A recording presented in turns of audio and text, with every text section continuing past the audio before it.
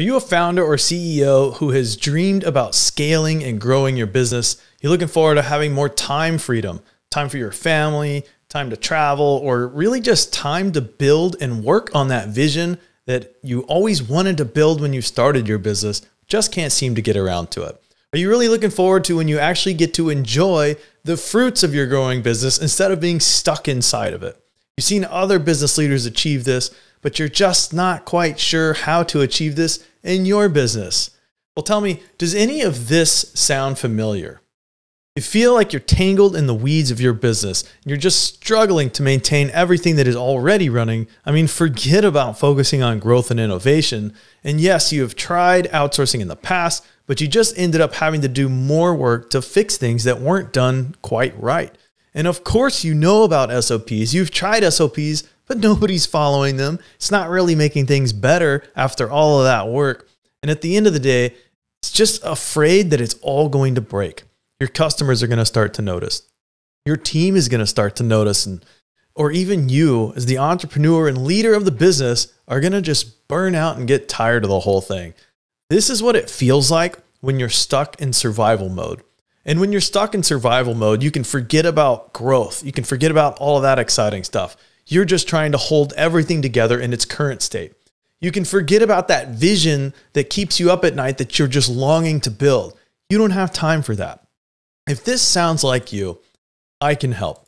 My name is Deacon Bradley. I have built and led teams starting with hiring the first employee all the way to teams of 40 members and more. I've built an operational company that has been recognized by Inc. 5000 for its growth, and I've worked with dozens of business leaders to help them achieve freedom and scale. But most importantly, I'm a family man and I have loads of time for my wife and for my 2 young boys. And I help founders and CEOs and business leaders optimize your operations so that you can get back to the growth part of your business, so you can serve more customers with less work, so that you can finally bring your vision to life, that one that you are so excited about. Oh, and how about actually enjoying your growth along the process? I want to introduce you to the 3 pillars of optimized operations that makes all of this possible. The first pillar, pillar number 1, is people.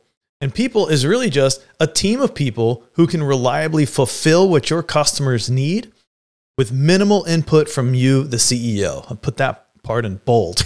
That's an important part of scale. And here's my favorite part of this. And these same people will continue building and operating systems in your business that bring your vision to life. The second pillar of optimized operations is tools. And tools are what empower and equip your people so that they can produce higher quality work with fewer mistakes.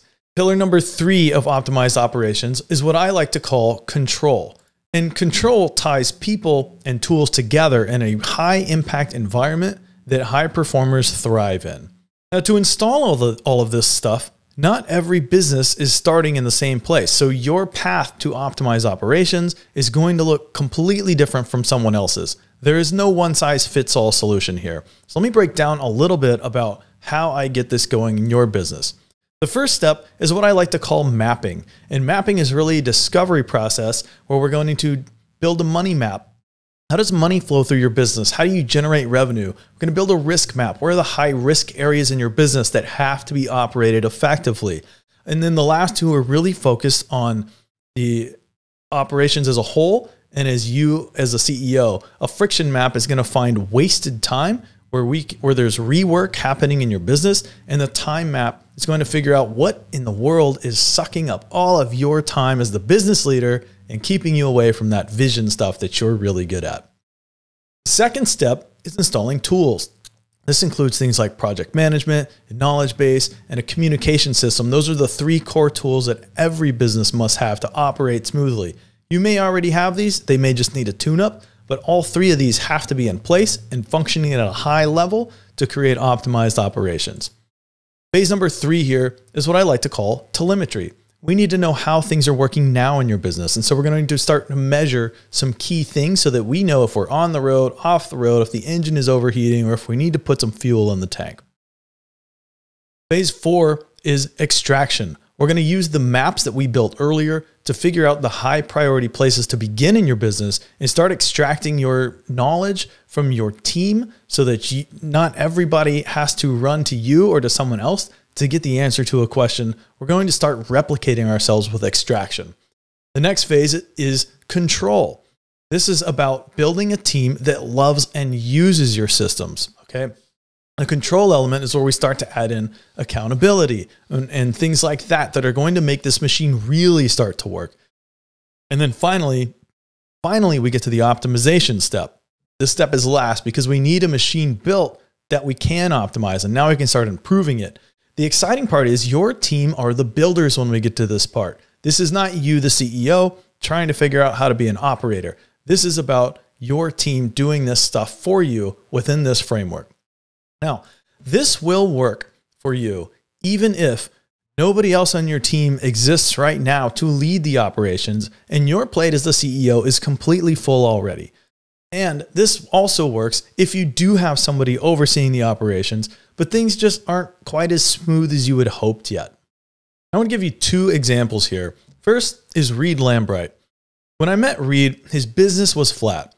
He actually wanted to change his business model because it was really difficult to operate and scale, and it depended a lot on his time. While working with me, we built out a sales system that allowed somebody else to drive the business growth in his business.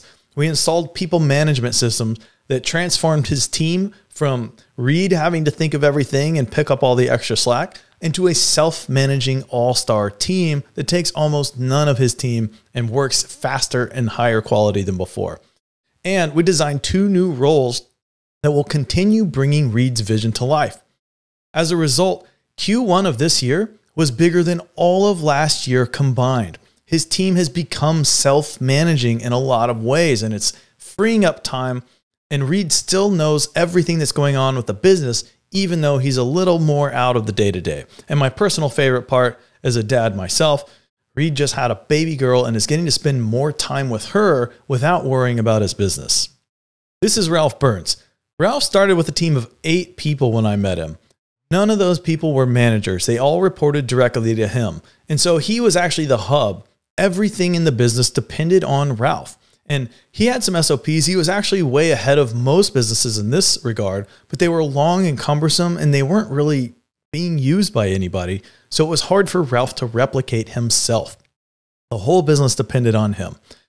Working with Ralph, the first thing we did was we installed the right tools for communication, project management, and knowledge capture. That's the tools element of this. Then we started adding the right people through recruiting and hiring processes, people that would operate and use these systems. And then finally, we installed a control system that allowed Ralph to step fully into the leadership role and lead the business without being inside of it all the time. The result, the team grew to over 50 people, revenue 5x'd over that time, and Ralph has more free time than ever. He's going to hate that I use this picture, but I needed a vacation photo of Ralph. Here he is in Rome. I didn't need a professional photo because this is how Ralph gets to spend a lot of his time now.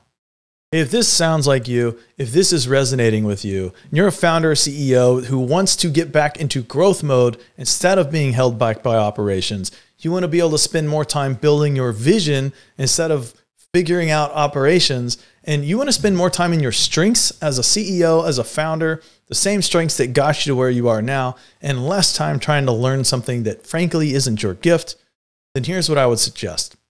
Let's have a conversation.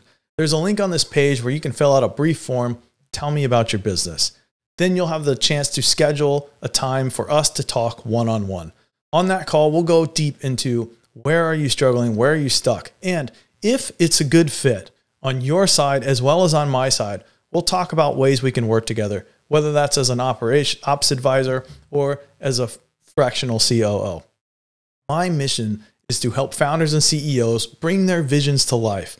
That's how I make the world a better place. And when I can help you get your head out of the operations game and back into what you do best, I've achieved my mission.